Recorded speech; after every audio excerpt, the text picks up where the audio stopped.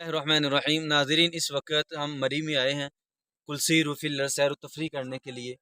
تو بہت ساری ایسی باتیں ہیں کہ جب لوگ مری میں آتے ہیں، سیر و تفریح کے لیے آتے ہیں، تو بہت ساری غلطیاں کرتے ہیں جس کی بنا پر ان کے اوپر جنات کے اٹیک ہوتے ہیں اور بعض کا جادو کے بھی حملے ہوتے ہیں۔ تو چند ایسی احتیاطی تدابیر میں آپ کے سامنے رکھتا ہوں کہ جب آپ پہاڑی علاقے میں آئیں، مری میں آئیں خصوصاً، تو آپ نے ان چیزوں کا خصوصی خیال رکھنا ہے۔ سب سے پہلے نمبر پہ، جب بھی ایسے علاقے میں جائیں، اللہ کے رسول صلی اللہ علیہ وسلم نے فرمایا کہ تم دعا پڑھو، اعوذ بکلمات اللہ التامات من شر ما خلق۔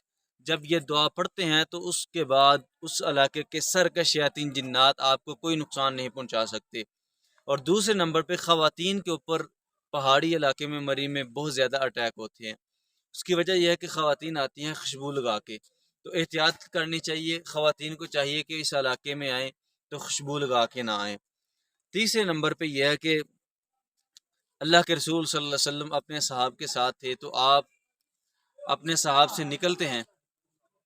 جب صحابہ کرام کو پتہ چلا اللہ کے رسول صلی اللہ علیہ وسلم کسی جگہ پہ گئے ہیں، کافی دیر کے بعد آئے، تو اللہ کے رسول صلی اللہ علیہ وسلم نے فرمایا کہ جنات جو غیر مسلم ہیں اور جو مسلمان جنات ہیں ان کا آپس میں جھگڑا ہوا رہائش کے حوالے سے، کہ مسلمان جنات کہتے تھے کہ ہم فلاں جگہ پہ رہنا چاہتے ہیں، دوسرے کہتے ہیں ہم فلاں جگہ پہ۔